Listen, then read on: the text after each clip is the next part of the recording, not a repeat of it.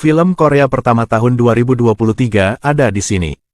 Film yang baru saja dimulai adalah adegan penjara. Seorang pria dingin dengan senang hati memasuki penjara. Akhirnya melihat mangsa kali ini, seorang pembunuh. Bahkan ketika sipir masuk, dia mengeluarkan setumpuk uang. Sipir tidak mengatakan apa-apa. Tetapi yang mengejutkannya, tahanan mengeluarkan jarum dari sakunya. Sipir belum mengetahui bahaya yang mendekat. Tetap sesuai rencana awal meletakkan 2 lembar kertas di depan tahanan. Kemudian meletakkan pena dan memintanya untuk menandatanganinya. Benaran, bantu aku memenuhi keinginan pembunuhan terakhirku. Pria itu adalah ilmuwan otak top Korea. Karena telah meneliti otak si pembunuh. Dia tidak hanya membuat diagnosis neuropati yang salah, dia meyakinkannya. Akan membiarkan dia memenuhi keinginan terakhirnya. Tapi bagaimana orang aneh ini bisa berkompromi dengan mudah? Pria itu hanya harus menarik tawaran itu. Pada akhirnya si terpidana menandatangani persetujuan untuk mendonorkan otaknya. Oke. Tetapi pada saat yang sama, mengejutkan penjahat, pria itu baru saja menerima formulir persetujuan. Merobek kertas diagnosis medis di depannya, lalu menyatakan tujuan sebenarnya datang ke sini kali ini. Bagaimana seorang elit seperti aku bisa berurusan dengan seorang pembunuh? Hal memalukan semacam ini membuat narapidana sangat marah. Jadi segera penuhi keinginanmu. Tapi untungnya polisi mendengar gerakan mendorong pintu masuk. Pria itu pun berhasil keluar. Tetapi narapidana itu jatuh tepat di sebelah kertas sumbangan. Jadi dia belum menunggu orang untuk bereaksi. Formulir persetujuan donasi dimasukkan ke mulutnya, menunggu semua orang untuk mengontrolnya. Kertas donasi telah hilang. Ibunya. Semuanya seperti air yang dituangkan ke daun kentang, tapi dia tidak terburu-buru. Karena mengandalkan otaknya yang sangat luhur. Dia menduga bahwa keinginan untuk membunuh seseorang pasti telah didorong ke klimaks.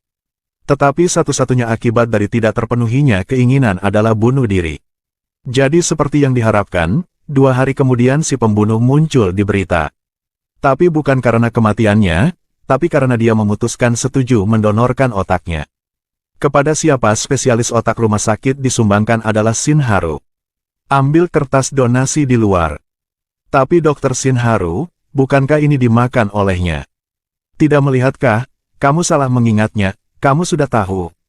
Tidak salah, kertas donasi ini palsu. Sang asisten terpaksa meletakkan semuanya di luar ruang operasi. Dia seperti jiwa yang hilang pergi ke kamar mayat, tetapi dia tidak mengharapkannya. Tubuh yang terbaring di sana bukanlah seorang pembunuh, tetapi orang yang masih hidup. Sehingga baru-baru ini seorang penyanyi kondang yang sedang manggung tiba-tiba terjatuh hingga meninggal dunia. Ketika Myung-se sedang menginterogasi anggota keluarga, sang istri berkata bahwa suaminya ingin jatuh pada saat yang paling cerah. Itu sebabnya dia mengatakan dia berada di puncaknya saat tampil, mengendalikan arus di gelang ketertinggi. Arus tinggi yang sama menghantam otak besar, sehingga menghentikannya selamanya pada saat yang paling mencolok.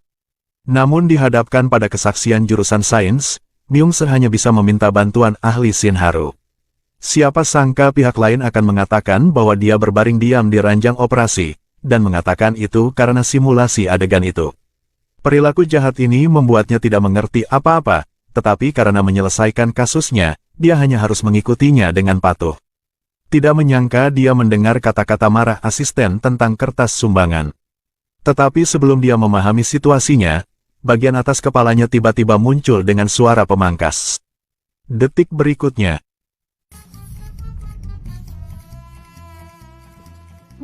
Wah, ada apa ini?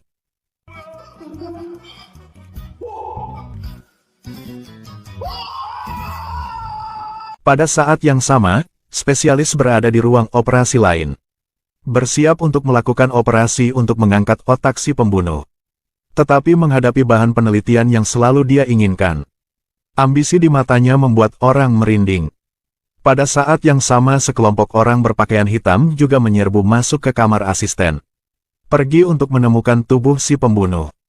Mempercayakannya sepenuhnya kepada Dokter Shin Haru, itu terlalu berlebihan. Jadi mereka antek-dekan, tujuan mereka adalah mencuri makalah penelitian yang berharga itu. Pergi menemukannya.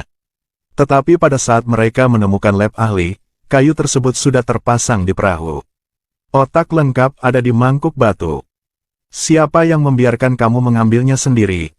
Sisi ini seperti lautan api, sisi Myungse juga tidak kalah. Dia mencurahkan kesedihannya kepada temannya. Bahkan meminjam alkohol untuk menceritakan kisah palsu yang belum dikonfirmasi itu.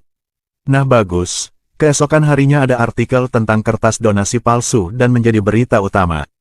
Ini telah mendorong pakar lain ke ambang kritik publik. Jadi bos malah menelepon untuk meminta kesalahan. Dia juga harus berimprovisasi. Iya pak, aku sedang di luar.